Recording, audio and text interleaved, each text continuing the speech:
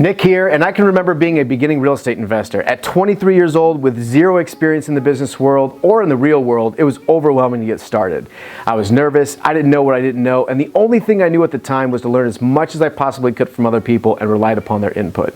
I learned what a good deal is, how to recognize it, and most importantly, how to capitalize on it. And as I learned more, you suddenly become aware of how vast this industry is and how much there is to learn. And ironically, knowing too much can lead to analysis paralysis. Unfortunately, I started off pretty slow at first. I didn't know about other people's money. I didn't know about duplicatable, repeatable business. I didn't know about systems, and there wasn't a lot of tech yet. If I could start all over again, I'd begin with a step-by-step plan from an experienced local real estate investor, and that would have allowed me to learn in stages while moving forward, and it would have helped me focus on the essentials while ignoring the fluff. That would have saved a lot of time and helped me become successful faster and make money quicker.